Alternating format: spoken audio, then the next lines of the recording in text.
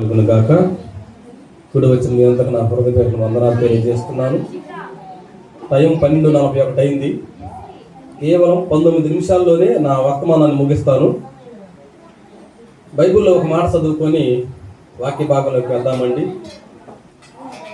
2వ రాజుల గ్రంథం 22వ అధ్యాయం 19వ వచనం ఒకసారి చదువుకుందామండి. 2వ రాజుల గ్రంథం 22వ అధ్యాయము 19వ వచనం.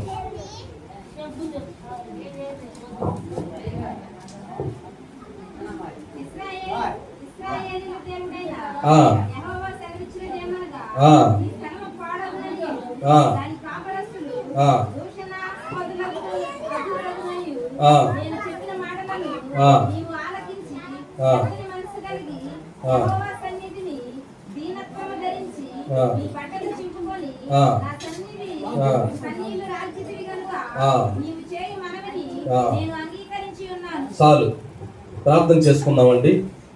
మహోన్నతుడా, జీవాధిపతి, నీకు స్తోత్రములు నాయన. మరణమును జయించిన తండ్రి, నీకు కృతజ్ఞతాస్తుతులు చెల్లించుకొనుచున్నాం తండ్రి. గడిచిన వారమంతి ప్రభా, నీ కృపాక్షేమముల కింద మమ్మల్ని ఉంచి ఈ విశ్రాంతి దినమున ప్రభా, నీ పరిశుద్ధ స్థలమునకు మమ్మల్ని చేర్చుకున్నందుకు నీకు వెలలేని వందనములు చెల్లిస్తున్నాము రాజా. ఈ సమయాన్ని చూడలేక నా ప్రభా, ఎందరూ ఈ భూగర్భంలో కలిసిపోయి ఉన్నారు. కానీ నువ్వు మమ్మల్ని ప్రేమించి మాకు కావలసినిచ్చి జీవం చేసి నీ సమూహంలో నిలబెట్టుకున్నందుకు నీకు వందనములు చెల్లిస్తున్నాం ప్రభా. ఇదిగో ఏ వాక్యం అయితే విత్తబోతున్నాను ప్రభా, ఆ వాక్యం వివరించి నాకు శక్తిశాలని వాడినయ్యా. ఆకాశంలో ఉన్న ప్రసన్నమైన శక్తిని నా పైన కుమ్మరించండి. నా నోటికి మీరే బోరగా ఉండి ప్రభా, ఈ వర్తమానాన్ని వివరించమని మా రక్షకుడైన యేసుక్రీస్తు నామం పేరట అడిగి వేడుకొనుచున్నాము తండ్రి, ఆమేన్.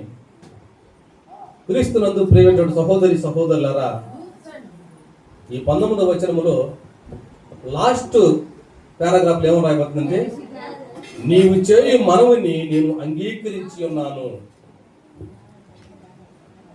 నీవు చేయు మనవిని నేను అంగీకరించి ఉన్నాను. ఎవరు అంగీకరించారు? తండ్రి అయిన దేవుడు అంగీకరించాడు. మరి మీరు ఏమని మనవి చేస్తున్నారు దేవునికి? ఎప్పుడైనా మనవి చేశారా? మనవి చేయటం అంటే దేవుని అడగటం. ఏమని మనవి చేశారు మీరు? రక్షణ కావాలని మనవి చేశారా? లేకపోతే ఈ భూలోకంలో కొత్త గొప్ప ఐశ్వర్యం కావాలని మనవి చేశారా? ఏమని మనవి చేశారు చెప్పండి? సొలొమోను ఒక మనవి చేశాడు. దేవుడు అడుగుగా సొలొమోను ఒక మనవి చేశాడు. ఏమని మనవి చేశాడు? ఇదిగో సొలొమోను, నీకు ఏం కావాలో కోరుకంటే ఏం మనవి చేశాడు సొలొమోను? నాకు మనువులు బంగారం కావాలి, మనువులు ఎండి కావాలి, మంచి బంగారాలు కావాలి మనవి చేశాడా? లేదు. తండ్రి, నాకు జ్ఞానాన్ని దయచేయి, నాకు జ్ఞానాన్ని దయచేయి. ఈ భూలోకంలో ఎవరికి లేని జ్ఞానాన్ని నాకు దయచేయమని మనవి కోరితే దేవుడే ఆశ్చర్యపోయాడు సొలొమోను కోరిన మనవికి. కానీ శోభాదేశపు రాణి, ఆ చుట్టుపక్కల పరిపాలించి శోభాదేశపు రాణి సొలొమోను గురించి వచ్చినప్పుడు అనేకమైన ప్రశ్నలకు సమాధానాలు చెప్పాడు సొలొమోను. అప్పుడు ఆ మనది, ఇదిగో నీవు నిజంగా ఆరాధించే దేవుడు, నిజంగా నమ్మదగిన వాడని మనవి చేసి వెళ్ళిపోయింది. మరి మనం ఇవాళ ఏమని మనం చేస్తున్నాం దేవునికి చెప్పండి? మనం ఏమని మనం చేస్తున్నాం? ఎప్పుడైనా మనం చేశారా మీరు? బాప్తీసం ఎందుకు తీసుకున్నారు చెప్పండి ఒక మాట. కొంతమంది బాప్తీసం ఎందుకు తీసుకుంటారంటే, ప్రభువా నా కడుపులో గడ్డలున్నాయి, అవి నాకు తీసేస్తే నేను బాప్తీసం తీసుకుంటా. లేదు ప్రభువా, ఇదిగో నా తల తిరుగుతుంది, నాకు కళ్ళు కనిపించట్లేదు, నాకు ఈ తల తిరగటం కళ్ళు కనిపించడం బాగొస్తే నేను బాప్తీసం తీసుకుంటాను. ఇదిగో ఒక మనిషి, ప్రభువా నా కుటుంబంలో నా కుమారులు తాగుబోతులుగా తిరుగుబోతులుగా ఉన్నారు, వాళ్ళు మారితే నేను బాప్తీసం తీసుకుంటానని చెప్పేసి మనవి చేయించున్నారు. కానీ ప్రభువా రక్తంతో పాటు నీరును కూడా మా కొరకు కార్చావు, రక్తంతో పాటు నీరును కూడా మా కొరకు కార్చావు. ఈ భూలోకంలో ఎవరు చేయలేని త్యాగాన్ని మీరు చేసి పెట్టారు ప్రభువా.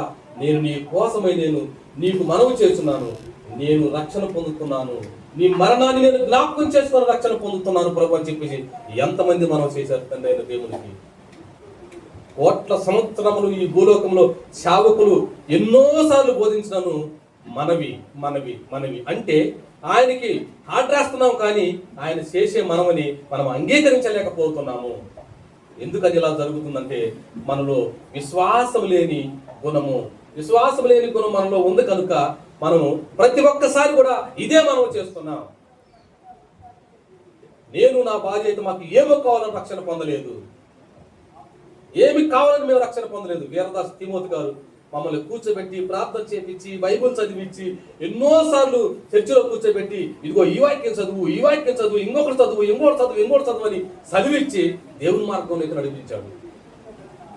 దేవుని మార్గంలోకి నడిపించిన తర్వాత ఒక్కసారిగా 12 మంది రక్షణ పొందాం. మేము ఆ రోజు ఒక్కసారిగా 12 మంది రక్షణ పొందాం. కానీ మేము దేని గురించి మాకు పిల్లలు కావాలని రక్షణ పొందలేదు, మేము బాగుపడాలని రక్షణ పొందలేదు, పొరుగువారు మా మీద మంచి ప్రేమ కలవాలని రక్షణ పొందలేదు. నిజంగా దేవా నీ ఉన్నావని చెప్పేసి మేమిద్దరం కూడా బాప్తిస్మము తీసుకున్నాం. ఎంతమంది రక్షణ ఏ విధంగా తీసుకున్నారు చెప్పండి? ఈ రోజు ఏం జరుగుతుందంటే తెల్లం తీసుకుంటే చెల్లం ఏమనుకుంటుందని చెప్పి, తెల్లం తీసుకుంటే పుల్లం ఏమనుకుంటుందని చెప్పి రక్షణ పొందారు. రక్షణ అంటే ముందులో నీలో మారు మనసు రావాలి. మారు మనసు అంటే నీవు క్రీస్తుని అంగీకరించాలి, క్రీస్తు గురించి తెలుసుకోవాలి, ప్రార్థనా జీవితం కలిగి ఉండాలి, నువ్వు ప్రార్థన చేయాలి. అప్పుడు ప్రార్థనత్వం కలిగి క్రీస్తుని తెలుసుకున్న తర్వాత నీ వచ్చి ఇదిగో సేవకుడా నాకు రక్షణ కావాలయ్యా, ఆర్టీసీ డ్రైవర్ కావాలి, ట్రైనింగ్ పొందకుండా నీకు ఉద్యోగం ఇస్తాడా? ఇవ్వడు. ఎందుకని? నువ్వు దేశపై ఎక్కడ గుద్దుతావు, ట్రైనింగ్ పొందంది మాత్రం తెలియదు. అందుకే క్రీస్తుని వెరగాలి, ముందు నీలో మారు మనసు రావాలి, నీలో మానవత్వము చనిపోవాలి. అప్పుడు క్రీస్తు తత్వం నీలో ఉద్భవించాలి. అప్పుడు నువ్వు నిజంగా ఈ లోకాన్ని విడిచిపెట్టి పరదేశంలో ఆశిస్తావు. అప్పుడు నీకు రక్షణ కావాలి. రక్షణ అంటే ఏందో తెలుసా? ఇదిగో పరిశుద్ధాత్మ కంచె నీ మీద ఉంచబడుతుంది. ఎప్పుడైతే నువ్వు నీళ్ళతో బాప్తిసం తీసుకుంటావో, నువ్వు బాప్తిసం తీసుకున్నప్పుడు ఆకాశం నుంచి పరిశుద్ధ ప్రాముల వలె వచ్చి నీ మీద పరిశుద్ధాత్మ కుమరించబడుతుంది. అప్పటి నుండి నువ్వు నిజంగా క్రీస్తు బిడ్డవు అనబడతావు. నువ్వు రక్షణ పొందకుండా నువ్వు క్రీస్తు బిడ్డవు అనబడలేవు. క్రీస్తుని పోలి నడవాలి. ఇవాళ అనేక మంది కూడా మేము మీటింగ్స్కి వెళ్తాం, వినకుండా సేవకుల సదస్సు అని లేకపోతే ఇంకొక మీటింగ్ అని మేము వెళ్తా ఉంటే ఆయన ఇంకా వాక్యాలు చదువుతుంటే అని కూర్చొని అంటారు, ఎంతసేపు అని చెప్పేది ఇచ్చే బహుమతి వెళ్ళిపోను. కొన్ని 100 సార్లు నన్ను ఇదే మాట అంటే వీళ్ళు వచ్చింది ఎందుకో తెలుసా? వచ్చిన సేవకుడు ఏదో బహుమతి ఇస్తాడని, బట్టలు ఇస్తాడనో, బ్యాగులు ఇస్తాడనో, లేకపోతే ఇంకొక వస్తువు ఏదో ఇస్తాడని చెప్పి సాచిపడుతున్నారు. కానీ ఆయన చెప్పే వాక్యాన్ని మాత్రం ఎవరు వివరించలేకపోతున్నారు. ఒక సేవకుడు చెబుతున్నాడు, ఒక చెట్టును కొడుతూ ఉన్నట్టు ఒక వ్యక్తి చెట్టును కొడుతూ ఉంటే ఆ గొడ్డలు ఎప్పుడో ఊడిపోయిందంట కర్ర నుంచి. ఆ గొడ్డలు ఊడిపోయిన సంగతి తెలియక చెట్టును కొడతా ఉన్నాడంట. ఇంకా అంటే చెట్టు తెగుద్దా? తెగదు. కానీ మనలో పాపాన్ని ఉంచుకొని కూడా, మనలో పాపం లేనట్టు జీవిస్తూ కూడా ప్రార్థన చేస్తూ ఉన్నాం. అంటే ఆయన చెప్పిన వాక్యం అర్థమైందో తెలుసా? క్రీస్తు నీ నుంచి ఎప్పుడో దూరం అయిపోయాడు, అయినా కానీ నువ్వు క్రీస్తు ఉన్నట్టే నటిస్తున్నావు. క్రీస్తు ఎప్పుడో నీ నుంచి దూరం అయిపోయాడు, నువ్వు చేసే క్రియలకు, నువ్వు చేసే పనులకు దూరం అయిపోయాడు, కానీ క్రీస్తు ఉన్నట్టే నటిస్తున్నావు. ఈ వాక్యాన్ని అర్థం తెలుసుకోక ఎంతమందో ఏందా గొడ్డలేంది, కర్ర ఏంది, నేను చెప్పేది ఏంది అంటే అర్థమైందో తెలుసా? వీళ్ళల్లో కనీసము దైవత్వము లేదని. వాడు చెట్టును కొడుతున్నప్పుడు గొడ్డలు ఊడిపోయింది. గొడ్డలుంటే చెట్టు తెగుద్దు, కానీ గొడ్డ లేకపోతే చెట్టు తెగదుగా. కొట్టి ఎంతసేపు చూసినా గొడ్డలు. అంటే క్రీస్తు నీ దగ్గర లేడని అర్థం చేసుకో. నా ప్రేమటువంటి సహోదరి సహోదరులారా, భూలోకంలో నీ గుడారమైన నీ నివాస స్థలము, ఇదిగో ఈ నివాస స్థలము శిథిలమైపోవును, కానీ పరలోకమందు నీ కొరకు స్థలం ఏర్పరిచారు దేవుడు. అది మాత్రం శిథిలమైపోవటానికి లేదు. అక్కడ సిమెంట్లు ఉండవు, దొంగలు ఉండరు, ఎవరు నాశనం చేయడానికి ఎవరు ఉండరు. ఈ లోకాన్ని ఆశిస్తున్నాం నా ప్రియమైన సహోదరి సహోదరులారా. మంచి బంగళాలను ఆశిస్తానేమో, బాగా డబ్బుందని ఆశిస్తానేమో, బాగా పొలముందని ఆశిస్తున్నామో, నాకు 10 మంది కుమారులను ఆశిస్తున్నారేమో. కానీ నీ వెంట నువ్వు చనిపోయినప్పుడు నిన్ను పరాయి వాడిగా, ఒక పురుగులాగా, ఒక ఒంటరిగా నిన్ను సమాధికి పంపిస్తున్నారు. కనీసం నీతో శారీరకంగా సంసారం చేసిన నీ భార్య కూడా నీతో పాటు రాదు. నువ్వు అనుకోవచ్చు, ఇవాళ నా కారులు ఉండి బంగళాలు ఉన్నాయి అనుకుంటూ నీతో ఆశ్చర్యపడుతున్నావేమో. నీ అమ్మటి ఏమీ రాదు. నీ ఒట్టి మనిషివే. తల్లి గర్భం నుంచి ఏ విధంగా అయితే వచ్చావో మరలా తిరిగి నీవు సమాధికి అదే విధంగా వెళ్ళవలసిన వాడివే. మునుపు చెప్పాను నేను. 14 దేశాన్ని కొల్లగొట్టిన అలెగ్జాండర్ ఇవాళ ఈ దేశానికి వస్తున్నట్టు గడగడగడ ఉరిగిపోయారు జనం. 14 దేశాన్ని కొల్లగొట్టిన అలెగ్జాండర్ ఒక్క దోమకాడుతో మరణించాడు. మరణించే ముందుగా తన పనివారికి చెప్తుండు. ఏమని చెబుతుండో తెలుసా? ఇదిగో శవపేటకి 2 గజాలు పెట్టి నా 2 చేతులు శవపేట నుంచి బయట పెట్టండి. ఎందుకు అలెగ్జాండర్ చేతులు బయటకు పెట్టారంటే ఇదిగో ఈ విధంగా వివరించడని చెప్పేసి శవాన్ని వెతుకొని పోతూ ఉన్నప్పుడు అందరూ ఏమయ్యా శవపేటకు నుంచి అలెగ్జాండర్ చేతులు ఎందుకు బయట పెట్టారంటే, ఇదిగో ఈ లోకం అశాశ్వతమైంది. ఎంత దౌర్జన్యం చేసినా, ఎంత సంపాదించినా, నువ్వెంత రౌద్రుడు అయినా సరే నీవు పోయేటప్పుడు నీ చేతుల్లో ఏమీ ఉండదు. నా ఏళ్ళకి 4,000 బంగారు పాలనుకో, నేను పైన శనమే నా భార్య కానీ, నా తల్లి కానీ, నా అన్నదమ్ములు ఎవరో ఒకరు అవి తీసేస్తారు. ఉంచుతారా? ఉంచరు. ఎందుకని?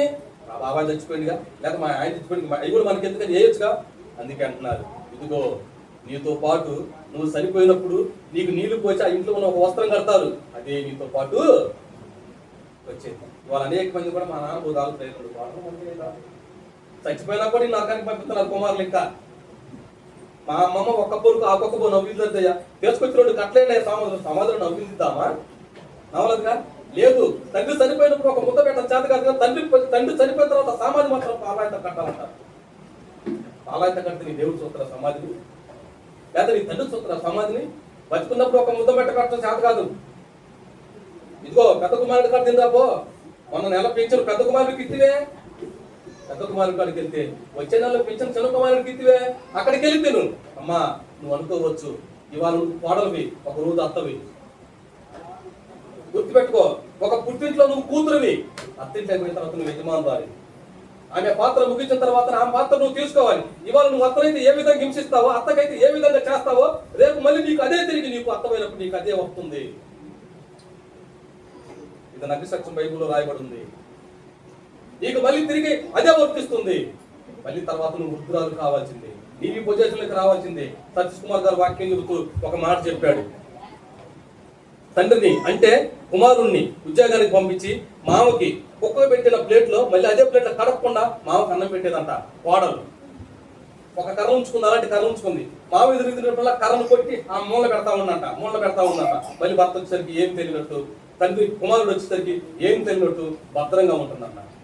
ఒకరోజు ఆ ప్లేట్ లేదు, ఆ కర్ర లేదు. కర్ర తిరిగి వచ్చరికి కొడుకు తిరిగి వచ్చరికి ఆ మామను గద్దిస్తా ఉందంట. ఏది ప్లేట్ ఏది కర్ర ఏది ఎక్కడ పెట్టు, రోజు నేను కొడతానని చెప్పి దాచిపెట్టావా, ఎందుకు దాచిపెట్టావు అని అడుగుతున్నప్పుడు స్కూల్ నుంచి పిల్లగాడు తిరిగి వచ్చి అమ్మా ఎందుకు నాయన నువ్వు చూసుకున్నావు అని అడిగితే, ఏరా ఆయనకి పెట్టే ప్లేట్ దాచిపెట్టాడు, ఆయన కర్ర దాచిపెట్టాడు అంటే, ఆయన దాచిపెట్టలేదమ్మా నేను దాచిపెట్టా. ఎందుకు దాచిపెట్టావురా? రేపు ఈ ప్లేట్ మళ్ళీ దొరుకుతుంది నీకు అన్నం పెట్టడానికి, ఇదే ప్లేట్ నాకు దొరకదు అన్నం పెట్టడానికి లేదు. నేను వచ్చి తిరిగి పెద్ద సమయానికి కర్రలు ఉంటే ఉండవు, నిన్ను కొట్టడానికి కర్ర రాసి పెట్టుకున్నాను. ఆలోచించమ్మా, నువ్వు ఎలా వచ్చావు? ఒక తల్లి గర్భం నుంచి వచ్చావు, నీ ఎత్త ఎలా వచ్చింది? ఒక తల్లి గర్భం నుంచి వచ్చింది. నీ మొగుడు ఎలా వచ్చాడు? ఒక తల్లి గర్భం నుంచి వచ్చాడు. నీ కుటుంబం ఎలా వచ్చింది? ఒక తల్లి గర్భం నుంచి వచ్చింది. మానవత్వం లేకుండా జీవిస్తుంటే దేవుడు మీలో ఉంటాడా? చెప్పండి ఒకసారి. ఉండడు. అందుకే నీ మనవి మంచిదై ఉండాలి. షడ్రక్ మెషక్ అబేద్నెగోలు మనవి చేశారు. ఏమని మనవి చేశారంటే, మా తండ్రి మమ్మల్ని రక్షించకపోయాను, మేము విశ్వాసాన్ని విడిచిపెట్టాము. షడ్రక్ మెషక్ అబేద్నెగోలు మనవి ఎలాగుంది? మా తండ్రి రక్షించకపోయాను సరే, మేమైతే విశ్వాసాన్ని విడిచిపెట్టాం. అబ్రహాముని మోరియా కొండ మీదకి కుమారుడు బలియమన్నప్పుడు ఏ మనవి చేయలేదు తండ్రి అయిన దేవుడు. తండ్రి దేవుడు తిరిగి మనవి చేయలేదు. అక్కడికి వెళ్ళిన తర్వాత అబ్రాహాం ఏంటి అబ్రాహాం అంటే, అయ్యా నాకు తెలుసయ్యా నువ్వు రక్షిస్తావని. అందుకే మౌర్య కొండ మీద పని వారు ఉంచినప్పుడే నేను చెప్పానయ్యా. ఏమని చెప్పాను తెలుసా? మీరు ఇక్కడ ఉండండి, నేను నా కుమారుడు మౌర్య పర్వతం మీదకి వెళ్ళి బలి అర్పించి తిరిగి మళ్ళా ఇద్దరు వస్తా ఉన్నాం, కానీ ఒక్కడొస్తానడా? ఇదే విశ్వాసం. మత్తయి సువార్త మొత్తం చదవండి. ఏమని రాయబడుతుంది? నీవు చేసే ప్రార్థన అన్ని జనుల వలె ఉండవద్దు. అది కావాలి, ఇది కావాలి, అది కావాలి, ఇది కావాలని ఉండవద్దు. వేస్తారమైన ప్రార్థనలు జీవించవద్దు, హేళనకరమైన ప్రార్థన జీవించదు. కొంతమంది ప్రార్థన చేసేటప్పుడు నా ప్రార్థన అనేక మంది వినాలని చెప్పి ఇంట్లో పక్కింటికి వెళ్ళి పెడతారు, గోలగా దొరుకుతారు. దేవుడు ఏమనంటే, రహస్యమందున నీ తండ్రి నీ గదిలోనికి వెళ్ళి తలుపు వేసుకొని రహస్యమందున నీ తండ్రికి మనవి చేయి. నీ సింత ఏందో, నీ యావత్ ఏందో, నీ బాధ ఏందో మనవి చేయమని చెప్పేసి తండ్రి దేవుని చెబుతుంటే, చేతులు ఎత్తి ఆకాశం చేతులు దాని పేరు కూడా అబ్బో పాపని ప్రార్థన చేస్తున్నట్టుంది, పొద్దునే అనుకోవాలి. ఇలాంటి ప్రార్థన దేవుడు అంగీకరించడు. బహిరంగంగా ప్రార్థన చేసేవాడు వేకాంత ప్రార్థన చేయలేడు. వేకాంతంగా ప్రార్థన చేసేవాడు బహిరంగంగా ప్రార్థన చేయలేడు. వేకాంత ప్రార్థనలు నువ్వు ఎక్కువ గడపాలి, బహిరంగ ప్రార్థనలు నువ్వు తక్కువ గడపాలి. ఇక్కడ ఉన్నాడు చావుకు నాకు ప్రార్థన చేయమని ఇచ్చినాడు, నేను 2 గంటలు చేస్తే ఏమంటాను? మీరు 2 గంటలు ఇచ్చారు, ఎవడే ఇప్పుడు ప్రార్థన చేయమని ప్రార్థన చేస్తాను. నువ్వు ఎప్పుడు తొలి తెరవాలి, ఎప్పుడు అట్టి చెప్పాలి. ఇది బహిరంగ ప్రార్థన. ఎంతవరకు చేయాలో అంతవరకే చేయాలి. ఏకాంత ప్రార్థనలో నువ్వు ఎన్ని గంటలు చేస్తావో, నీకు ఎంత ఓపిక ఉందో, దేవుడితో నువ్వు ఎంతసేపు యజ్ఞం ఆడతావో యజమాడు. ఇదిగో యాకోబు మోసగాడి తిరిగి వస్తున్నప్పుడు పెనియేలు వాగు దగ్గర దేవదూతను చూసి నిజంగా ఇతను దేవుడని చెప్పేసి విడిచిపెట్టలేదు. కనుక్కున్నాడు యాకోబు. కనుక్కున్న తర్వాత తెల్లవారు దాకా కూడా విడిచిపెట్టల. ఎదుగులాడుతున్నాడు. ఇంకా దేవదూత అనుకుంది వీళ్ళు నన్ను విడిచిపెట్టి కోపులు ఒక బుద్ధికి చడుగు కొంచెం తొలిగింది. కొంచెం తొలిగి పుడుతూ ఉంటే అప్పుడు అంటుండు, దేవా నన్ను నువ్వు క్షమించంత వరకు నేను విడిచిపెట్టను. కనుక్కోండి ఏమంటే అప్పుడు ఆ వారు దాటిన తర్వాత తండ్రి దేవుడు తిరిగి వచ్చిన తర్వాత అప్పుడు దేవుడితో నేను పోరాడే కనుక ఇది పెనియేలు వాగని పేరు పెట్టాడు యాకోబు. ఏ స్థలానికి నువ్వు పేరు పడుతున్నావు? ఏ స్థలానికి ఇప్పుడు నువ్వు పేరు పెడుతున్నావు చెప్పండి. మేము ఇంట్లో నువ్వు ప్రార్థన చేసే స్థలం ప్రత్యేకమైన స్థలం ఉందా? లేదు. ఇవాళ ప్రార్థనలు కూడా సంసారం చేసి ఇంట్లో పెడుతున్నారు. నాశనం అయిపోతారు. జ్ఞాపకం చేసుకుని అవుతారు. నువ్వు అసలు చెట్టు కింద పెట్టుకున్న బాధ లేదు, కానీ ఒక సంసారం కుటుంబం భార్య భర్త సంసారం చేసిన ఇంట్లో నీవు బల్లారాధన జరపకూడదు. ప్రార్థన కూడా అంటే ప్రార్థనకి మన కుటుంబ ప్రార్థన కాదు. ఇంకా పాస్టర్ గారు వారం దాంట్లో పెట్టడం. ఒకవేళ మీరు అనుకున్నారు వాయిపోయి ఏం తెచ్చి చెప్పి మళ్ళీ మన ఇంట్లో ప్రార్థన కూడా పెట్టుకోకూడదు. ఆ ప్రార్థన కాదు. ఇది మందిరంలోనే ప్రార్థన జరగాలి. ఇలాంటి ప్రార్థన కుటుంబంలో జరగకూడదు. వాళ్ళు అనేక మంది కూడా జరుపుతూ ఉన్నారు. ఎందుకని? నీ మనవి ఏంటి? నీ మనవి ఏమని అడుగుతున్నావు దేవుణ్ణి? ఏమని అడగాలంటే దేవుణ్ణి, ప్రభువా నేను ప్రార్థన చేస్తాను. ఈ రాత్రి కాల సమయంలో నా మనవి ఏంటంటే, ప్రభా నాలో ఉన్న పాపం తొలగిపోవాలి. నీకు నీ సంతతి వారికి ఈ పరలోకంలో పట్టణంలో మంచి పేరు దేవుడి కోసం నేను నిజంగా మారు మనసు పొందాలి. ఎంతమంది ప్రార్థన చేస్తున్నారు చెప్పండి? మనం ఎవరు ప్రార్థన చెయ్యం. ఒకవేళ ప్రార్థన చేయకపోయినా ఏదైనా విషయం జరిగిందనుకో, మేము శ్రమపడతామయ్యా, మేము ప్రార్థన చేస్తామని చెప్తారు. కానీ అబద్ధమైన మాట ఎవరికి చెప్పకూడదు. తాత దగ్గరికి వెళ్ళినప్పుడు నేను 4 రోజులు ప్రార్థన చేసుకోవాలి. ఆయన ఉన్నాడు, అయ్యా ప్రార్థన చేసుకుంటున్నాను. ప్రార్థన చేసుకుంటున్నాను తాతయ్య. మళ్ళీ ఇంకోసారి చెప్పండి, ప్రార్థన చేసుకుంటాను తాతయ్య అంటారు. బైబిల్ తెలిసి దీని మీద చేసి ప్రార్థన చేసుకుంటాను చెప్పండి. నేనేం చెప్పలేకపోతే అనడు, అయ్యా నువ్వు అబద్ధం అంటున్నావు, నాతో కాదు తండ్రైనా దేవునితో. ఒకవేళ ప్రార్థన చేసుకోలేకపోతే ప్రార్థన చేసుకోలేదని చెప్పు.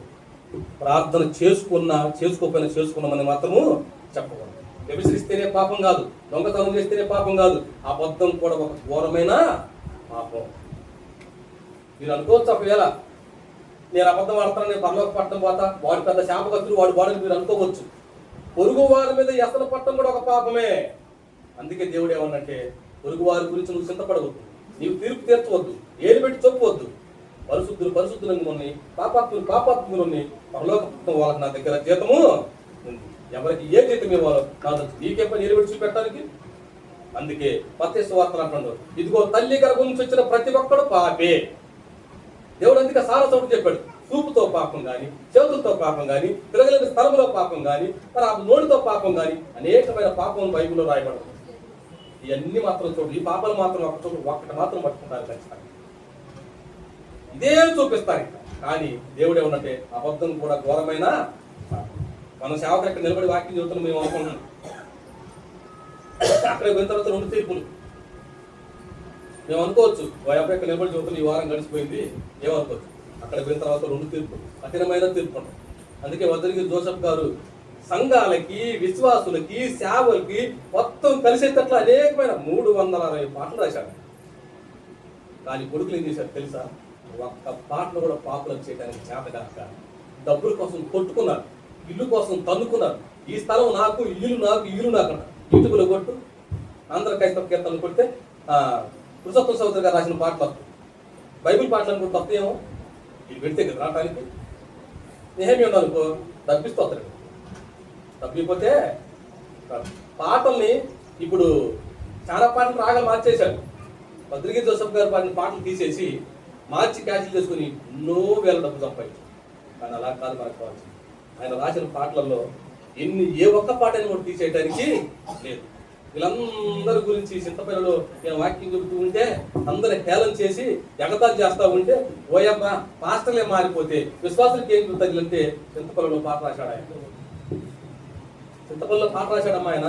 నశించే ఆత్మలను రక్షించే భారము నీదే ప్రియుడా, నశించే ఆత్మలను రక్షించే భారము నీదే ప్రియుడా, నాశన గోతికి జోగెడు పాపుల బాధలు తెలుపవదేలా, ఈ సంగతి నాకేమీ లేదని సాకులు చెప్పుటయేలా, నిన్ను రక్షింపను నీ ప్రభు యేసు సిలువలు బలి కాలేదా, ఆ ప్రభు ప్రేమ నీలో లేదా రుజువును చేయవదేలా, నశించే ఆత్మలను రక్షించే భారము నీదే ప్రియుడా. ఓ శావుకుడా, నువ్వు అనుకుంటున్నావేమో ఈ ఆదివారం ప్రార్థన పెట్టి ఏదో 4 కబుర్లు చెప్పి పంపిస్తావు అనుకుంటున్నావేమో,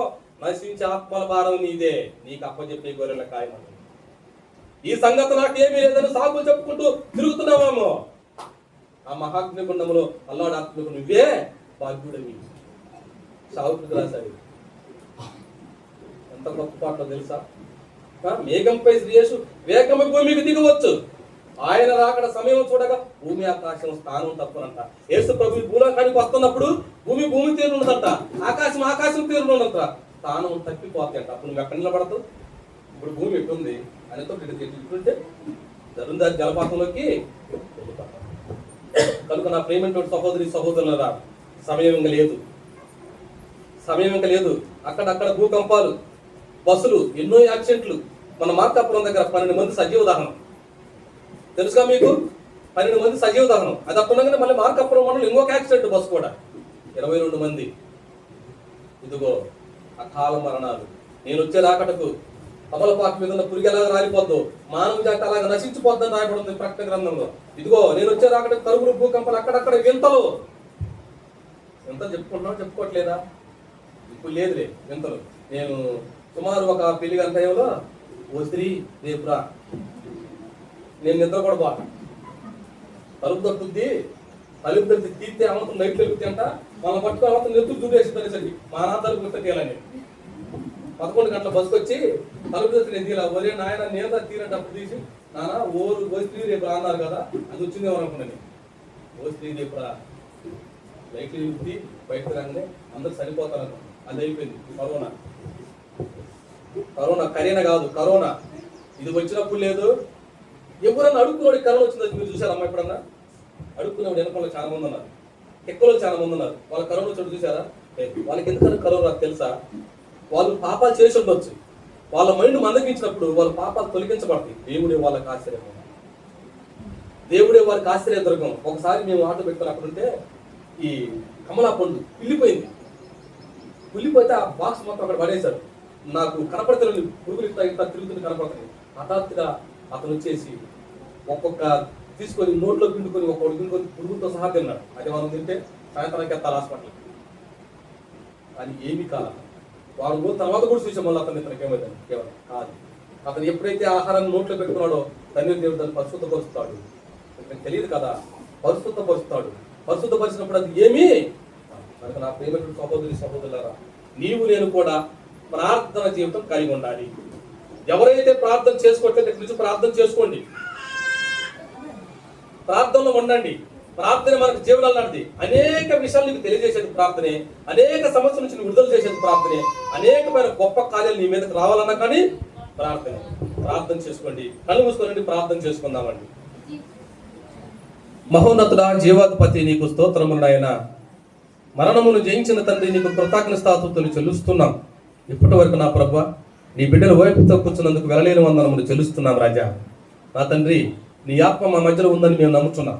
ఇదిగో నా ప్రభువా, ఈ మందిరంలో ఉన్న వారిని ప్రతి ఒక్కరిని జ్ఞాపకం చేసుకునండి ప్రభువా. నా ప్రభువా, ఎవరు ఏ సమస్యల్లో ఏ ఇబ్బందులు ఉన్నారో ప్రభువా, ప్రతి ఒక్కరిని దర్శించండి. ప్రతి ఒక్కరితో మీరు మాట్లాడండి ప్రభువా. నీకు వందనములు, స్తోత్రములు. తీరని రోగంతో బాధపడుతున్నారేం ప్రభువా, తీరని అప్పుతో చింతపడుతున్నారేం ప్రభువా, కుటుంబంలో తల్లిదండ్రుల మాటకి పిల్లలు ఉన్నారేం ప్రభా, జ్ఞాపకం చేసుకునండి అయ్యా. వేసుకున్న పంట దిగుబడి రాక నా ప్రభా, రైతులు ఎంతోమంది ఆత్మహత్య చేసుకుంటున్నారు ప్రభా. నా తండ్రి, మీరు మంచి దిగుబడినివ్వండి. ఇదిగో నా తండ్రి, రైతు లేకపోతే రాజ్యం లేదు ప్రభా. నా తండ్రి, రైతు దేశానికి వెన్నుముక్క తండ్రి. ఇదిగో కోట్ల కొలది ఆస్తులున్నాను, రైతు పండించకపోతే ప్రభా కుక్కడు మెతుకుడు నోట్లోకి వెళ్ళదు ప్రభా. జ్ఞాపకం చేస్తున్నాం. ఇదిగో నా తండ్రి, ఈ మధ్యాహ్న కాల సమయంలో ప్రభా నీ బిడ్డలను జ్ఞాపకం చేసుకునండి. ఆయన తండ్రి, నీ కుమారులు కుమార్తెలకు జ్ఞాపకం చేసుకునండి ప్రభా. ఒకవేళ ప్రార్థన జీవితం కలిగి జీవించట్లేదేం ప్రభా, ఈ మధ్యాహ్న కాల సమయంలో ప్రభా వారి ఆత్మను దర్శించండి, వారితో మీరు మాట్లాడండి ప్రభా. నీకు వందనములు, స్తోత్రములు. ఇదిగో నా ప్రభా, ఎవరిని పెట్టున్నారు జ్ఞాపకం చేసుకోనండి ప్రభా. వివాహం ప్రభా, వివాహం కావాలి ప్రభు వారికి. ఇదిగో మంచి వరులను సమకూర్చమని ప్రార్థిస్తున్నాను ప్రభా. నీకు వందనములు, స్తోత్రములు. నా తండ్రి, ఈ మధ్యాహ్న కాలశంలో వృద్ధులున్నారు ప్రభా, వారికి మంచి జ్ఞానాన్ని దయచేయండి, మంచి బలాన్ని దయచేయండి ప్రభా. నీకు వందనములు, స్తోత్రములు. చిన్న బిడ్డలు ఉన్నారు ప్రభా, వెతుకుతుండగా ప్రభా, ఈ రంగుల వలయాన్ని చూసి ఈ లోకంలో పడిపోక ప్రభా. ఇదిగో నా తండ్రి, నీ యందు నీ గురి యందు పరిగెత్తుతూ ప్రభా, నీ కోసం జీవించి బిడ్డగా వేర్చుకోవచ్చమని ప్రార్థిస్తున్నాం. నా తండ్రి, ఇప్పటి వరకు ప్రభా వాక్యాన్ని విత్తాం. ఏ వాక్యం అయితే విత్తాను ప్రభా, ఆ వాక్యాన్ని వాళ్ళ హృదయం ఉంచుకొని ప్రభా, ఆ వాక్యానుసారంగా జీవించే కృపను దయచేయమని మా రక్షకుడైన యేసుక్రీస్తు నామమున అడిగి వేడుకొనుచున్నాం తండ్రి. ఆమేన్. అందరికీ వందనాలు.